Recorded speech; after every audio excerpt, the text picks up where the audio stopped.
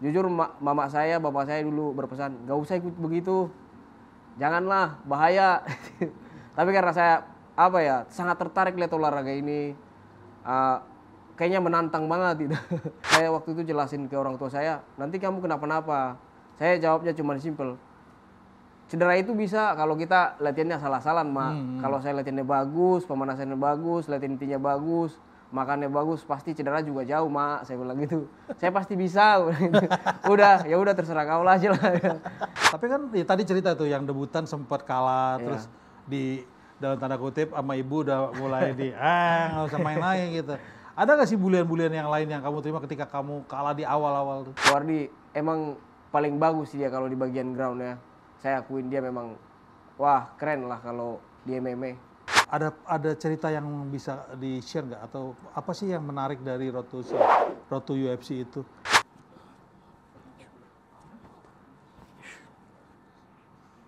Juara sejati tidak dilahirkan, namun sang juara lahir karena ada latihan. Bersama saya, Jeremy Siregar, saksikan di Lensor Podcast.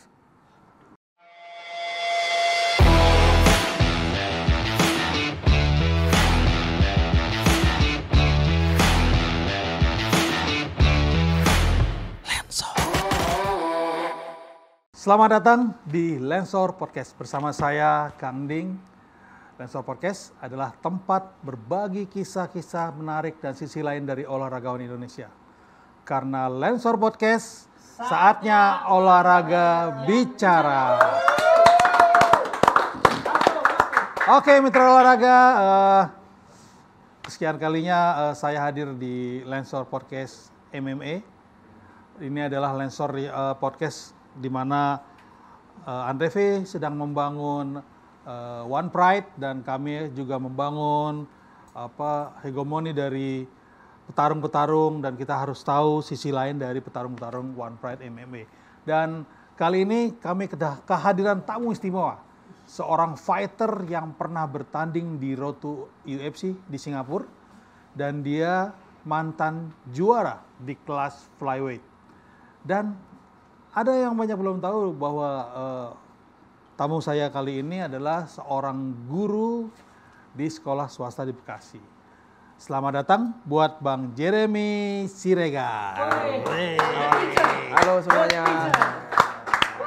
Mitra olahraga, julukan dari Bang Jeremy di Octagon adalah The Teacher, karena memang Bang Jeremy ini adalah seorang guru ya.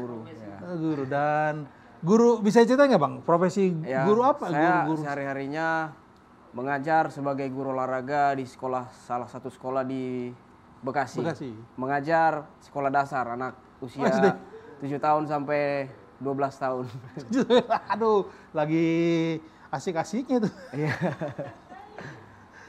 Nah, kan Bang Jeremy bertarung di Octagon nih. Iya. Ketika ngajar gimana tuh Bang? Anak-anak tahu tapi? Kebanyakan sih anak-anak tahu karena mungkin mereka juga follow saya di Instagram. Anak-anak sekarang kan udah keren-keren, teknologinya udah canggih, mereka internet tuh udah tahu semua cara mengakses siapa aja yang mau mereka cari. Mungkin mereka lihat juga di Instagram saya, kalau saya postingannya juga kan saya posting semua aktivitas saya, mungkin mereka tahu dari situ juga. Atau mungkin mereka juga tahu pas saya lagi nggak hadir di sekolah. Pasti mereka bertanya-tanya, kemana nih kita nggak bisa main bola. Pasti mereka tahu. Gitu. Nah, kan guru olahraga ya? Ya, guru olahraga. Yang diajarkan di sekolah itu apa ya selain? Apakah belajar MMA juga ternyata? Nah, kalau anak sekolah dasar itu semua jenis olahraga biasanya kita ajarkan. Mulai dari permainan, bela diri, atletik, gimnastik. Tapi kalau bela diri di anak usia dini itu biasanya baru teknik dasar. Dan itu pun hanya ada pencak silat biasanya. Olahraga bela diri tradisional Indonesia. Selainnya atletik, senam, gimnastik. Tapi ngajarin nggak tuh Bang? Semua kita ajarin. MMA diajarin? Kalau MMA paling pas saat pembelajaran pencak silat biasanya saya selipin dikit-dikit cara memukul yang benar.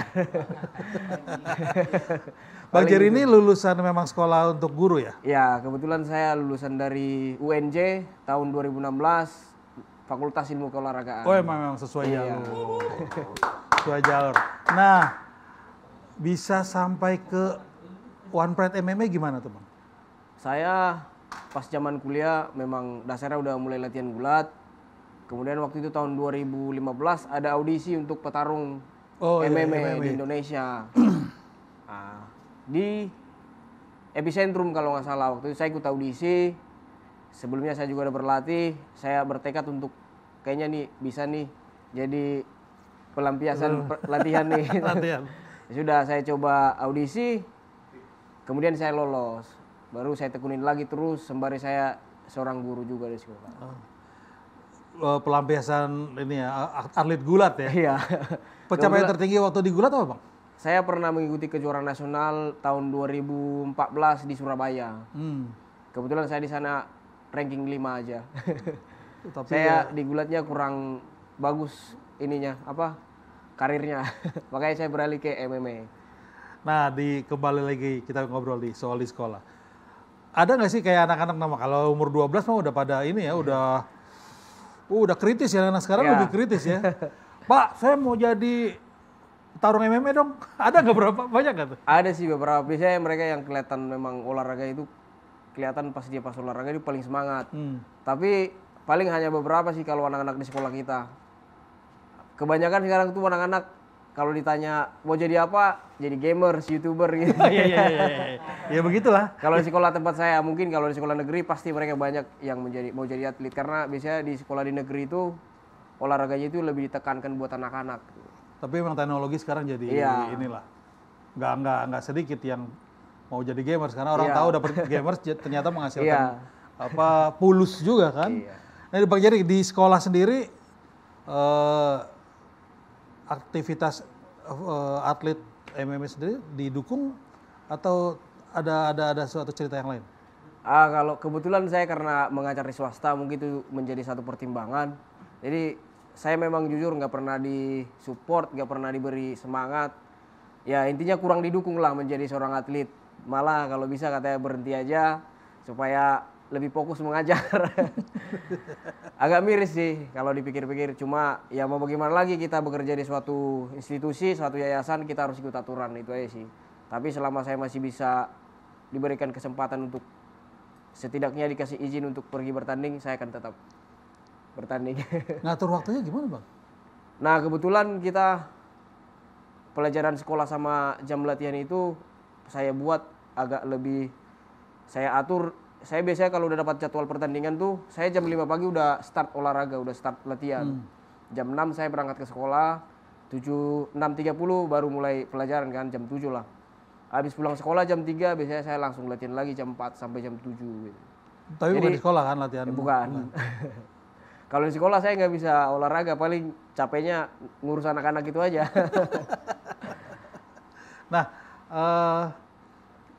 ya kalau dengan cerita tadi ya, berarti Bang Jerry itu lebih memilih jadi guru apa jadi fighter sih?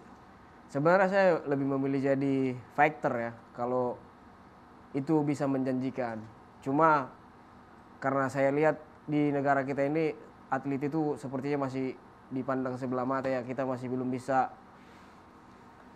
jadikan itu profesi utama kita. Jadi makanya saya nggak benar-benar lepasin pekerjaan saya jadi guru, saya terjun jadi atlet karena sangat riskan, saya bisa-bisa besok makan apa gitu. Jadi saya tetap harus menjadi guru sih sambil jadi fighter.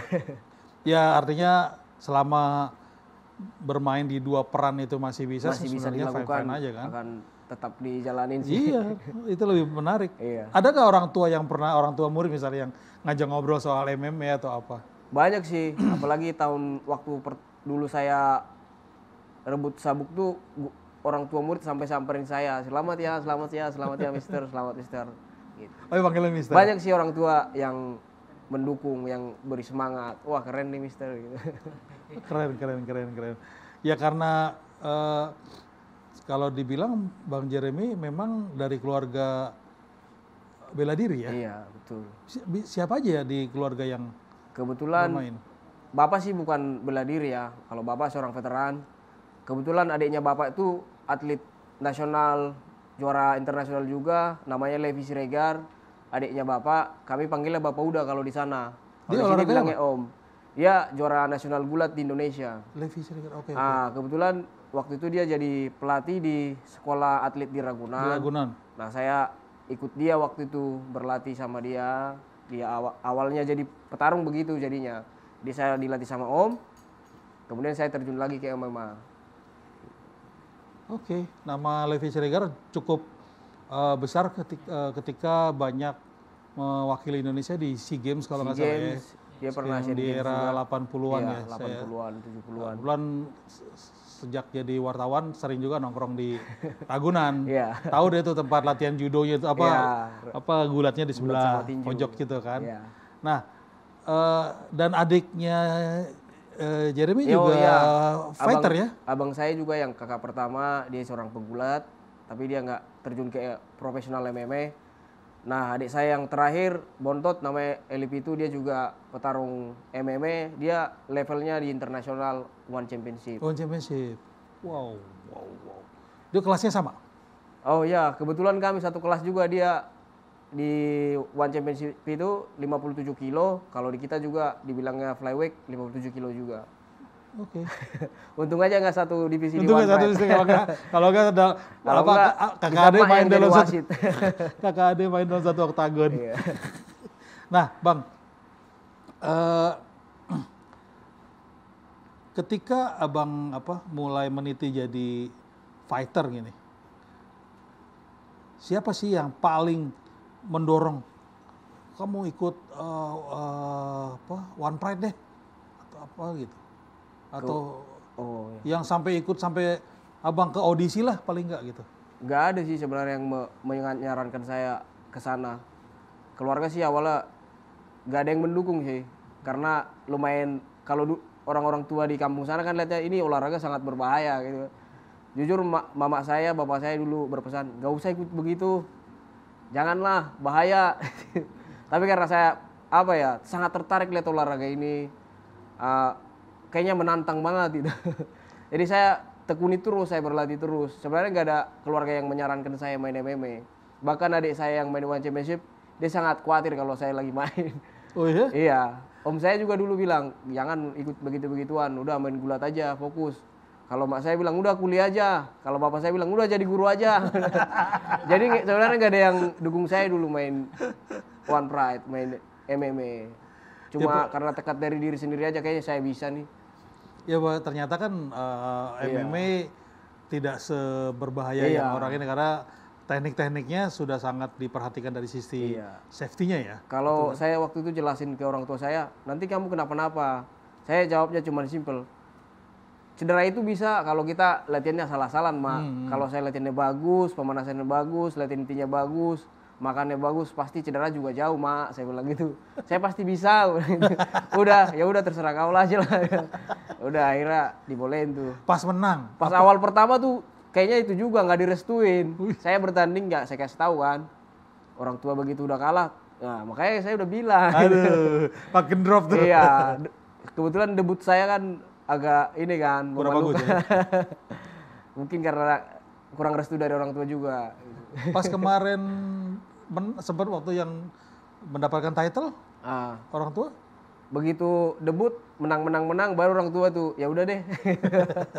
Jadi intinya kalau kita dilihat orang tua ada perkembangan pasti lama-kelamaan juga jadinya setuju juga sih.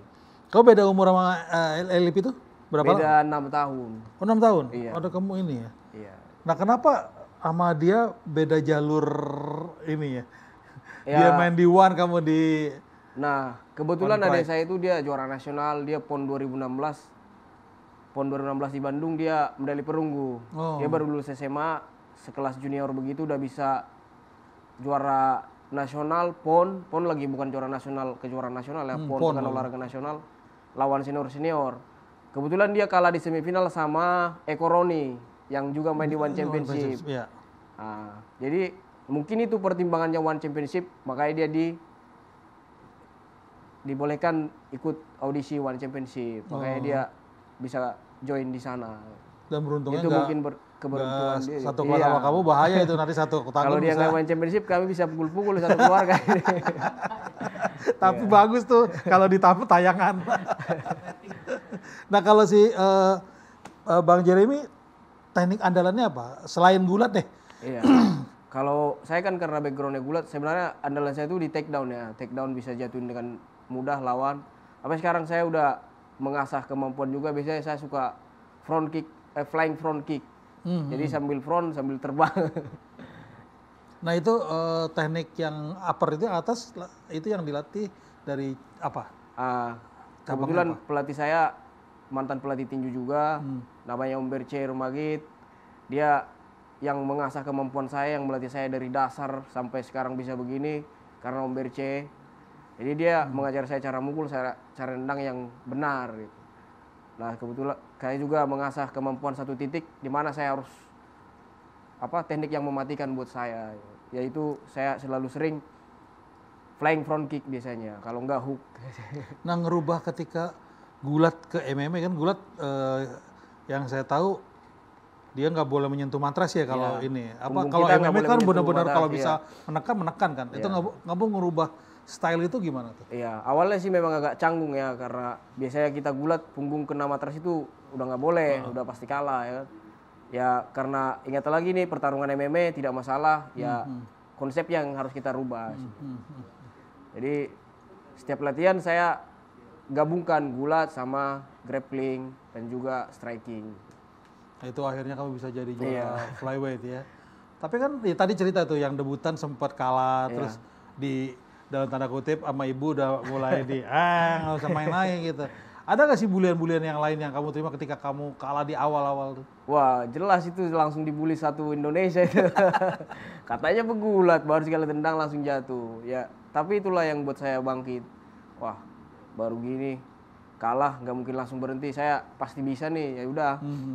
Kebetulan saya waktu debutan itu masih belum dilatih sama Om Berce.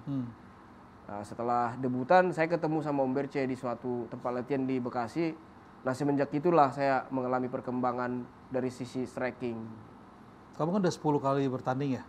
Baru 9 ya. 9. 6 kali menang kalau nggak salah. Iya 6. Nah dari 6 itu mana yang berkesan pertarungan yang menurut kamu di One Pride? Ada nggak? Pertarungan berkesan saya waktu lawan Anam ya, karena debut saya kalah, pertandingan kedua lawan Anam. Kebetulan waktu itu saya udah mulai belajar striking, jadi saya bisa berat dengan PD lawan dia. Kemudian pertarungan yang paling saya ingat juga waktu title fight tentunya lawan Adi Rominto. Saya benar-benar nggak kenal lelah lah di situ udah latihannya. Kamu udah kayak ini tuh, kalau dalam istilah udah kayak pitbull. Kebetulan pas COVID waktu itu kan, jadi pelajaran online. Jadi saya lebih bisa mengatur waktu untuk berlatih. Karena di rumah ngajar online tinggal di laptop doang, depan laptop kan. Bentar-bentar lari. Nah, di FN62 kamu kalah dengan Suwardi ya? Betul. Title kamu lepas lah ya dengan Suwardi. Ada persiapannya karena persiapannya kurang atau karena ngajar atau fokus ini atau karena apa? Ada cerita yang beberapa sisi sih memang saya akuin saya kurang persiapan. Satu juga saya agak sulit membagi waktu saya waktu ngajar di tahun ini.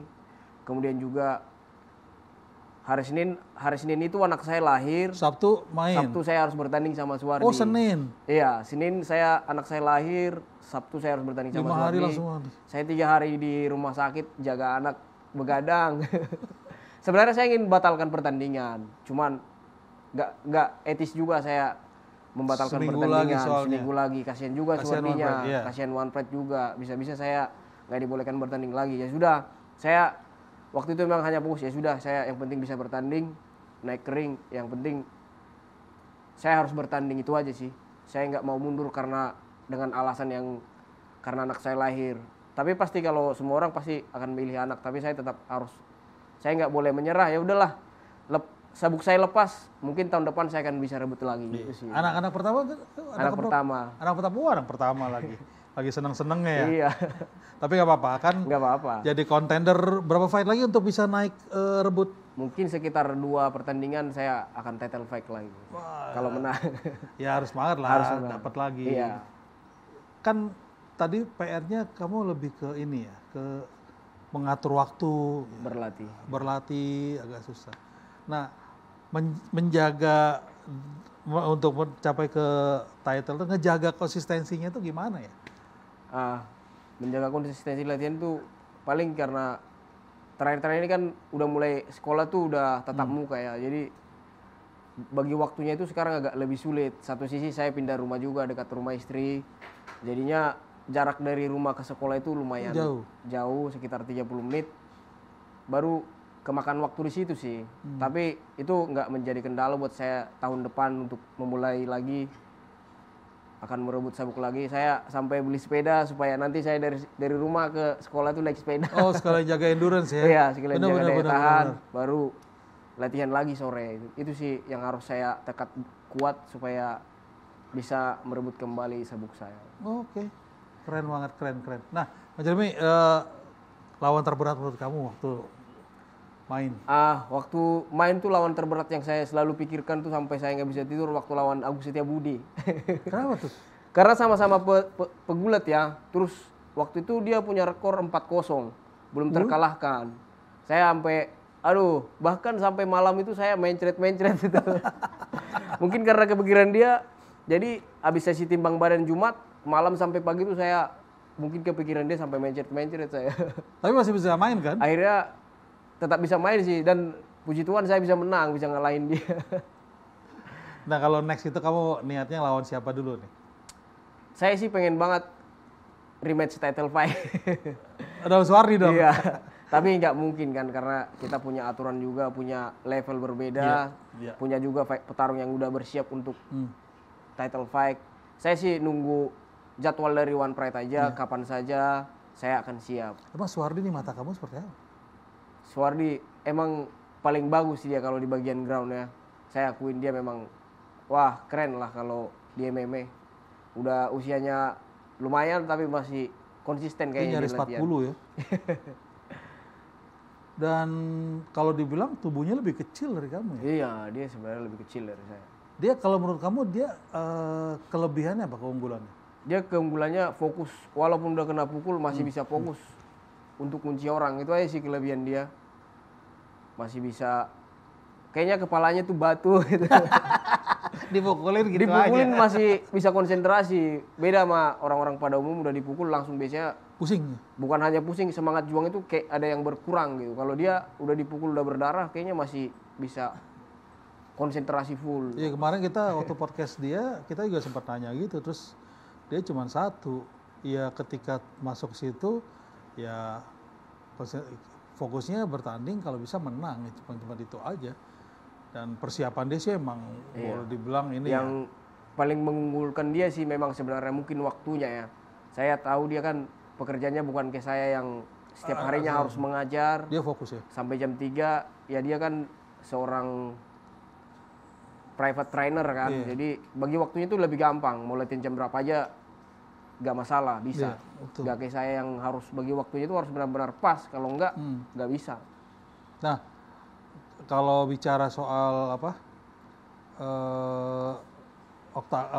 kalau bicara soal pertarungan sih kamu pasti udah ini ya. Hobi di luar oktagon apa di luar fight selain itu? Ya, kalau di luar saya sering main bola, main futsal. Kalau selain olahraga MMA sama bela diri. Saya biasanya main futsal sama teman-teman. Sama kawan-kawan guru juga. Nah, banyak fighter yang bilang kamu tuh tertutup. Kenapa sih? Apa sih? Atau kamu nggak merasa tertutup sebenarnya? Nggak merasa tertutup sih. Saya malah friendly banget.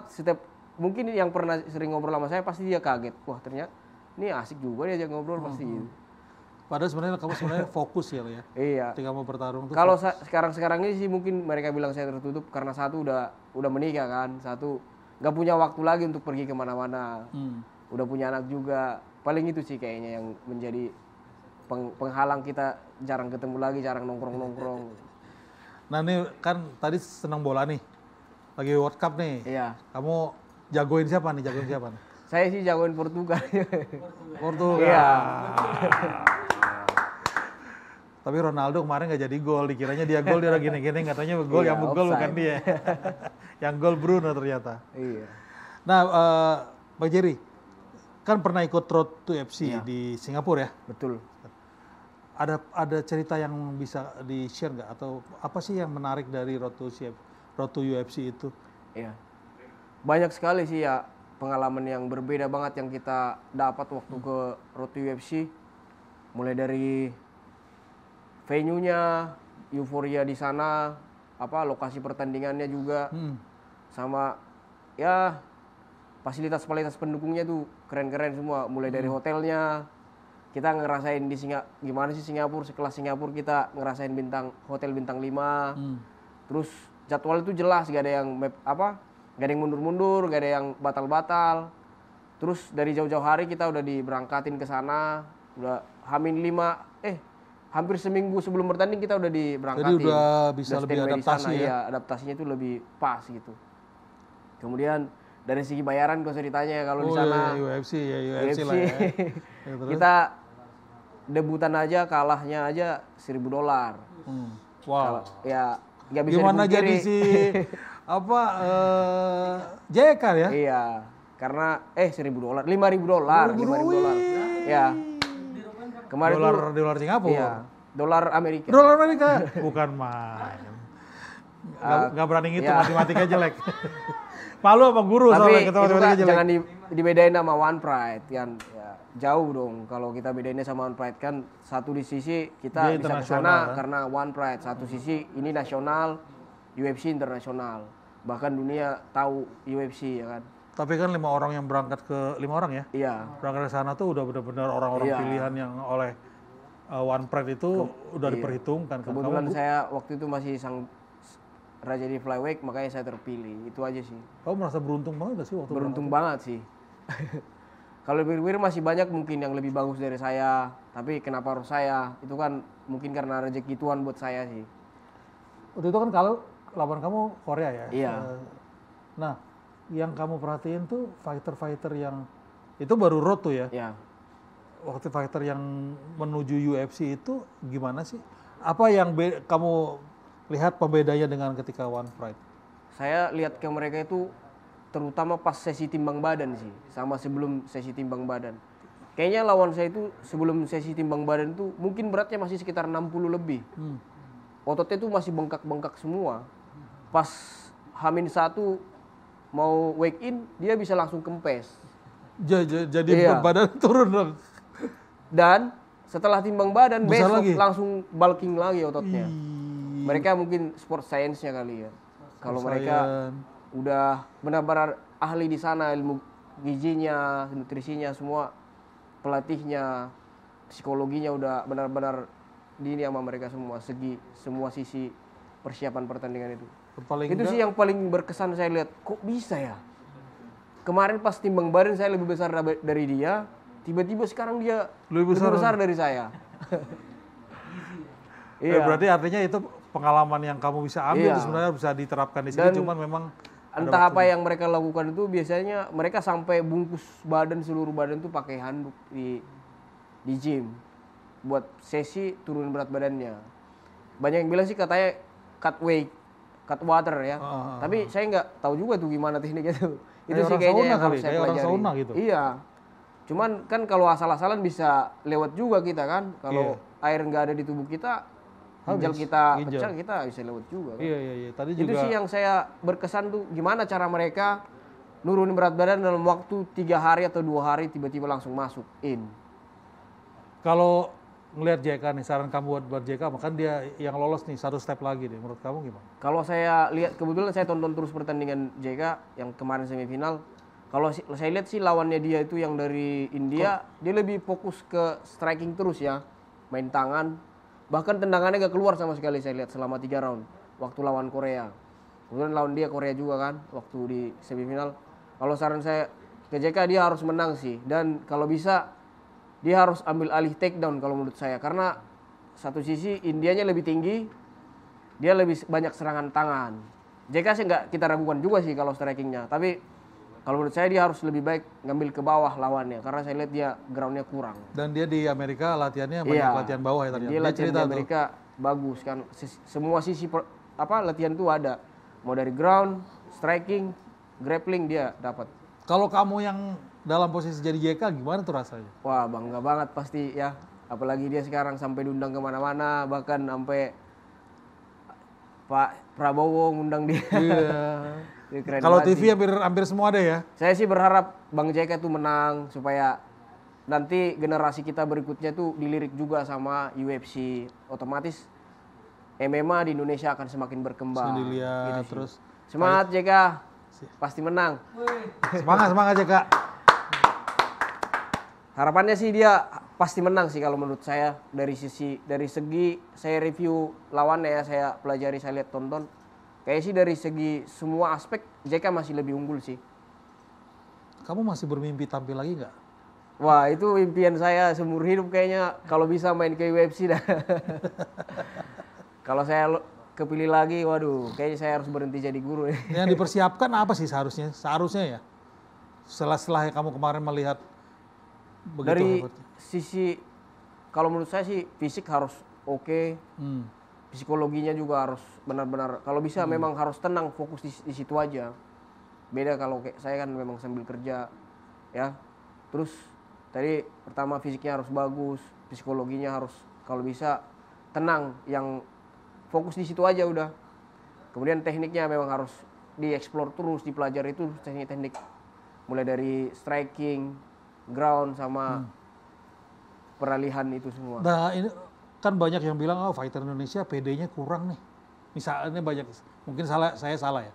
Nah kalau menurut kamu bagaimana membangun kepercayaan diri seorang fighter ketika mau masuk ke oktagon? Sebenarnya kalau PD itu orang-orang bilang, fighter Indonesia kurang PD nih. Sebenarnya bukan kurang PD sih biasanya. Paling kurang pengalaman aja. Kalau percaya diri, kita naik oktagon itu aja, kita udah lebih dari percaya diri loh. Siapa yang berani main pukul-pukulan? Masuk Ya ruangan kan? ditutup Naik ke situ aja. aja, kalau orang awam yang nggak ini, lihat lawan aja pasti udah takut. Oh. Sebenarnya bukan kurang pede biasanya orang-orang itu. Kalau petarung tuh biasanya naik sana bukan kurang pede. Pasti ada beberapa aspek yang mempengaruhi mental dia. Grogi mungkin. Bisa jadi fisiknya yang lagi kurang persiapan, bisa jadi lihat lawannya rekornya lebih bagus, bukan kurang mental berarti begitu kan. Mungkin dia lebih perhitungannya dia bagus nih. Saya kurang persiapan nih. Paling di situ sih sisinya bukan kurang mental sih kalau menurut saya. Karena pertanyaan saya tadi itu lebih kepada arah buat fighter-fighter muda Iya. dapat belajar dari kamu misalnya nih tips dan triknya bagaimana mulai meniti karir di oktagon. Ada lagi nggak yang buat fighter muda yang meniti karir untuk di oktagon menurut kamu? Kalau buat melatih mental sama percaya diri sih, ya kita harus banyak berlatih dulu tentunya. Harus banyak berlatih, sering-sering lakukan teknik sparring. Kalau bisa minta diajarin, tanya tips-tips juga sama orang yang udah berpengalaman. Intinya kalau mau ingin jadi petarung, jangan cuma mental doang. Nggak bisa. Kalau mental kita oke, fisik kita nggak ada, tetap juga nggak bisa. Jadi kalau mau jadi petarung supaya nanti pas lagi bertanding siap, ya itu yang pertama, latihan harus bagus. Kemudian mentalnya disiapkan gitu. Nah kan kalau sekarang ini One Pride tayang di Antv nih ya. Mitra olahraga harus tahu bahwa Antv menayangkan One Pride di setiap Sabtu. Nah bedanya kalau di TV di Antv kita banyak entertainnya tuh. Nah menurut kamu sisi entertainnya apa sih yang untuk fighter nih yang menurut kamu nih? Kalau saya lihat sih kemarin di Antv memang lebih keren ya. Sebelum Fight Night tuh petarung diajak live di TV. Yang terakhir tuh kalau nggak salah siapa? Angga versus Ya. Shibin ya. Sama siapa tuh sebelumnya tuh? Itulah Kelas pokoknya. strawweight Billy versus itu lawannya lupa saya. Mereka diundang ke stasiun TV Antv. Euforianya tuh lebih keren lah ibaratnya, lebih diperkenalkan ke seluruh masyarakat di Indonesia itu sih yang saya lihat sisi positifnya tuh keren. Oh Gugun sama itu. Gugun sama Asta siapa Asta? Mario Wirawan. Itu sih yang saya lihat kayak lebih wow aja gitu. Mungkin nanti suatu saat fighter-fighter yang udah juara mungkin diajak acara apa gitu mungkin. Nah ini podcast ini lebih kepada juga kita ngebangun biar selain live kita juga orang tahu bahwa kita mau fighter-fighter tuh dikenal dari sisi yang lainnya. Orang tahu ternyata Bang Jeremy ternyata kenapa The Teacher? Oh ternyata beneran guru gitu loh kan. Nah Bang Jeremy goals kedepannya nih, apa tujuan kedepannya nih Bang Jeremy? Karena sekarang kan lebih milih 2 karir jalan bareng nih. Goalsnya nih apa? Saya tahun depan saya berharap saya bisa dapat berlatih lebih keras lagi. Saya mau merebut lagi sabuk yang pernah saya dapat. Saya ingin menjadi juaranya lagi. Harus kita dukung. Nah, apa yang kamu bisa katakan untuk fans kamu nih? Karena kemarin kalah nih kan. Apa yang harus kamu bisa bangun nih biar fans kamu tetap? Ya buat teman-teman semua warga masyarakat Indonesia yang sering mendukung saya, yang nggak bisa saya sebutin satu persatu, tetap dukung saya. Seorang petarung itu nggak bisa menang terus dan nggak mungkin juga kalah terus. Ya saya berharap apapun yang terjadi di oktagon, kalian tetap bisa mendukung saya. Terima kasih. Oke. Mungkin kita udah mau menjelang akhir nih Bang Jerry. Satu kata untuk One Pride MMA. Apa menurut kamu? Satu kata doang. Satu kata aja. Mantap. Mantap. Kenapa bisa dibilang mantap? Mantap dari sisi perkembangannya ya, menurut saya itu dari tahun ke tahun tuh semakin petarung tuh semakin banyak yang bisa dibilang ya makin tersalurkan bakatnya, makin banyak yang terkenal, makin banyak yang sukses dari One Pride itu sih.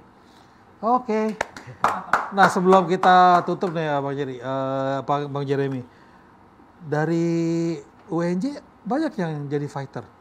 Banyak, angkatan saya tuh banyak. Waktu audisi pertama ada Agung Jenggo, cuman sekarang dia nggak mau lagi turun. Ayo Jenggo, kamu balik lagi. Jenggo. 4 rekor dia nggak pernah terkalahkan. Dia sama seperti saya, Agung Jenggo. Dia 4-1 rekornya, sama seperti saya waktu debut kalah. Habis itu 4 kali berturut-turut dia strike kemenangan. Cuman dia harusnya title fight dulu lawan Gunawan, Sutris Gunawan. Dia nggak mau lagi turun karena udah menikah. Dari WNJ itu lumayan banyak ya, ada Lalu Sofian, kelas trawek, ada juga Lalu Sofian masih Theodorus turun? Teddy ya, masih Lalu Sofian masih main, Theodorus Teddy. Ada siapa lagi, Anjunai Baho, banyak sih dari WNJ. Alma mater UNJ turun terus di One Pride. Karena searah biasanya kan, fakultas olahraga, berbagai cabang olahraga yang ditekuni, jadinya ke arah ke situ. Ya, jadi ada di One Pride itu jadi sebuah wadah yang bisa menyalurkan bakat-bakat mereka ya. Kayaknya, Oke deh. Bang Jeremy makasih, semoga sukses dan semangat terus. Amin, untuk Bang Jeremy Siregar, tetap rendah hati. Amin. Terus karena saya tahu Bang Jeremy kalau di oktagon, kalau saya ini fighter santun amat sih gitu kan. Terus tapi garang tetap gitu kan di lapangan. Salam buat murid-muridnya yang mulai kritis. Gurunya nih, murid-murid SD di Bekasi, guru kamu ini fighter loh. Jangan macam-macam, tapi baik, orangnya baik banget. Oke, semoga bisa merebut lagi title. Amin. Bisa menurut title yang sekarang dipegang sama Suwardi. Dan terima kasih sudah hadir di sini. Dan buat mitra olahraga, jangan lupa like, subscribe, dan komen di channel YouTube-nya Lensa Olahraga atau follow Instagram-nya Lensa Olahraga di @lensaolahraga.id. Juga jangan lupa di Facebook Lensa Olahraga. Saya Ending dan Jeremy Siregar pamit. Tonton terus Lensor Podcast MMA karena Lensor Podcast saatnya olahraga yang bicara.